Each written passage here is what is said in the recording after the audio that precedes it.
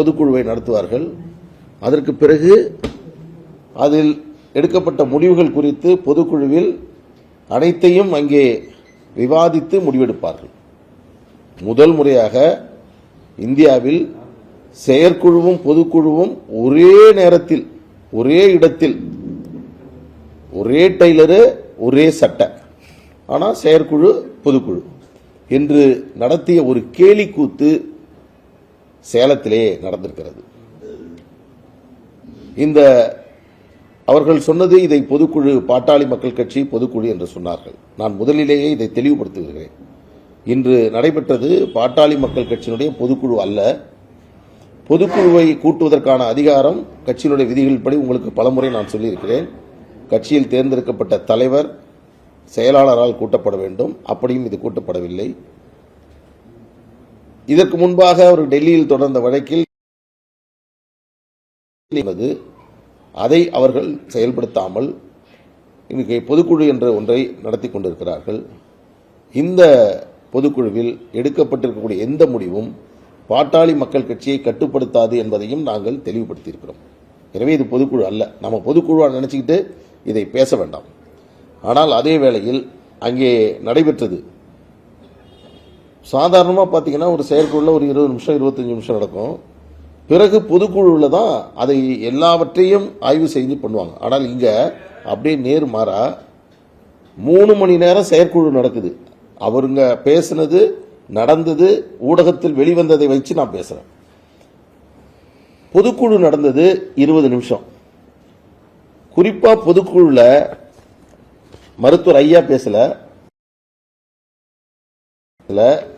அவங்க சொல்ற செயல் தலைவர் பேசல, ஜி.கே. மணி மட்டும் சொல்றாரு எல்லாருக்கும் பசிக்குது, நேரம் இல்ல, அதனால செயற்குழுல நிறைவேற்றப்பட்ட 27 தீர்மானத்தையும் அப்படியே பொதுக்குழு நிறைவேற்றுறது.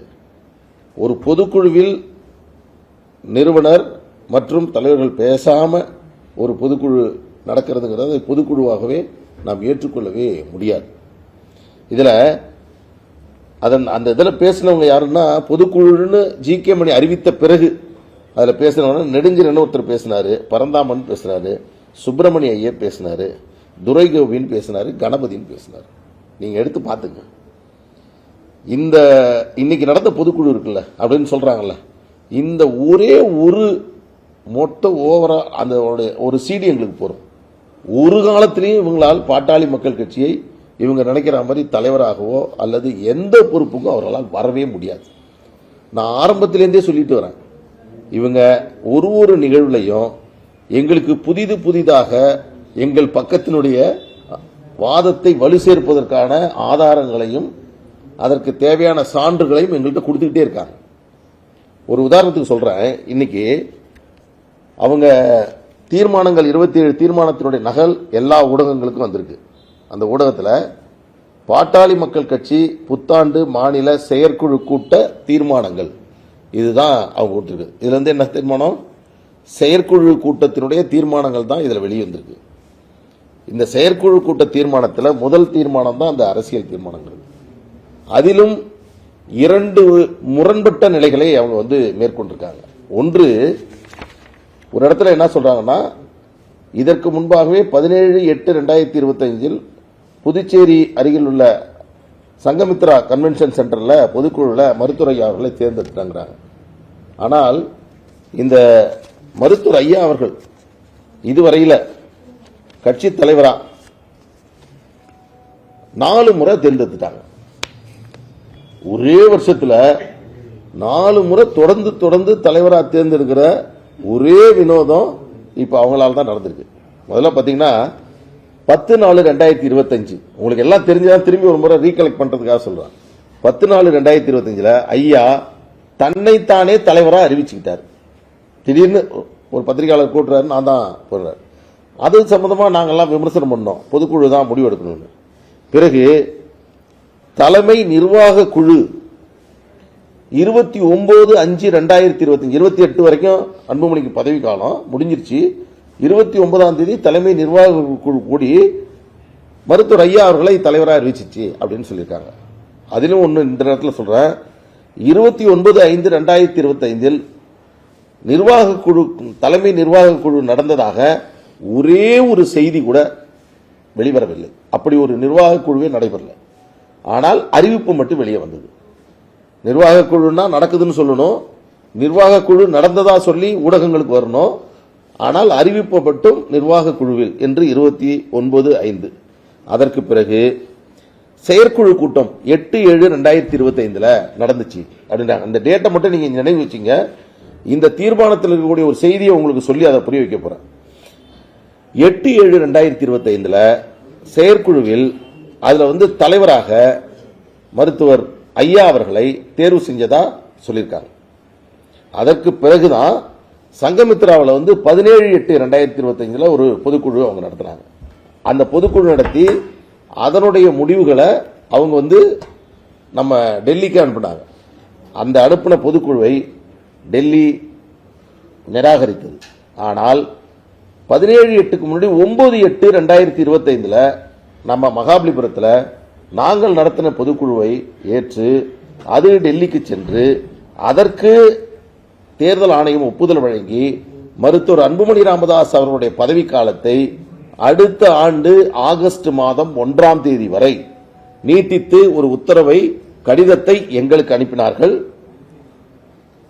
அதற்கு பிறகு இவர்கள் பல்வேறு படையெடுத்து டெல்லிக்கு சென்று நாங்க இத்தனை கடிதங்கள், நிறைய கடிதம் கொடுத்ததா சொல்றாங்க, இத்தனை கடிதங்கள் கொடுத்து நாங்க கேட்டோம். அந்த கேட்டதுக்கு அவங்க பதில் எனக்கு கொடுத்தாங்க. அந்த பதில்ல நீங்க இதற்கு முன்பாகவே மருத்துவர் அன்புமணி ராமதாஸ் அவர்கள் தான் தலைவராக இருப்பதற்கான சான்றுகள், பதிவுகள் எங்களிடம் உள்ளது, வேறு பதிவுகள் எங்களிடம் இல்லை. எனவே இது தொடர்பாக நீங்கள் சிவில் நீதிமன்றத்தை நாடிக்கொள்ளுங்கள். இதுதான் டெல்லி சொல்லுச்சு. என்ன பண்ணாங்க? இங்க மகாபலிபுரத்தில் நடைபெற 9/8/2007 நடக்கிற அந்த கூட்டத்தை பொதுக்குழு கூட்டக்கூடாதுன்னு தான் சென்னை உயர்நீதிமன்றத்தில் ஒரு ரிட்டு போட்டாங்க. அது 8/8 வந்துச்சு, முதல் நாள் வந்துச்சு. ஆனந்த கணேஷ் நீதிபதி அவர்கள் தான் தீர்ப்பு வழங்கினாங்க. அந்த பொதுக்குழுக்கு தடை விதிக்க முடியாது அப்படின்னு சொல்லிட்டாங்க. சிவில் நீதிமன்றத்தில் உங்கள் பிரச்சனையை தீர்த்துங்கன்னு இந்த கோர்ட்டு சொல்லிடுச்சு. பிறகு 4/12/2025 அங்க டெல்லியில அவங்க போட்ட வழக்கு, இந்த வழக்கு தேர்தல் ஆணையம் கொடுத்த கடிதத்தை ரத்து செய்யணும் அப்படின்னு போட்ட வழக்கு. அந்த வழக்குல என்ன சொல்றாங்கன்னா, சிவில் நீதிமன்றத்தை நாடிங்கள், 2 நீதிமன்றமும் சிவில் கோர்ட்டுக்கு போங்கன்னு சொல்லிடுறாங்க. தேர்தல் ஆணையம் அடுத்த ஆண்டு வரை அங்கீகாரத்தை கொடுத்துருச்சு. இதுவரையில் இவங்க சொன்னது, இப்பதான் நான் உங்களுக்கு செய்தி சொல்ல வரேன், இதுவரையில் கட்சியினுடைய நிறுவனராக இருந்த மருத்துவர் ஐயா அவர்கள் தலைவராக 29/8/2025 தொடர்கிறார். ஏன்னா 2022 3 வருஷம் முடிஞ்சோன்னா ஆட்டோமேட்டிக்கா வந்துருவாரு அப்படின்னு சொல்லிட்டு வந்தாங்க. ஆனால் இன்றைக்கு தான் முதலாக அவர் தலைவராக தேர்ந்தெடுக்கப்பட்டதாக அறிவிக்கிறாங்க. இதுல ஒரே ஒரு பேராகிராஃப் மட்டும் நான் உங்களுக்கு படிச்சு காட்டிடுறேன், உங்களுக்கு புரிஞ்சிடும். அபத்தம், கேலி கூத்து, காமெடி எல்லாவற்றுக்கும் இவங்க சிறந்த உதாரணமாக இவங்க இருந்துருக்காங்க. நான் ஊடக நண்பர்களை பார்த்து நான் எல்லாத்தையும் சொல்றேன். நீங்க, நான் தப்பு பண்றேன், நாங்க கொடுக்குற பிரஸ் மீட்ல நாங்க இந்த தவறு இருக்கு, இந்த பிழை இருக்கு, நீங்க எங்களுக்கு கேள்வி கேளுங்க, நாங்க பதில் சொல்றோம். அவங்க நீங்க நடத்திட்டு இதுதான் பொதுக்குழு, இதுதான் செயற்குழு என்று அவர்கள் சொல்றது, அது ஊடகங்கள் வர்றது, அதற்கு நாங்க திரும்பி அதுக்கு பதில் சொல்றது, இது எங்க போய் முடிய போகுதுன்னு தெரியல. இதில் பாத்தீங்கன்னா ஒரே ஒரு இடத்துல சொல்றேன், அவர்கள் கூற்றுப்படுவே.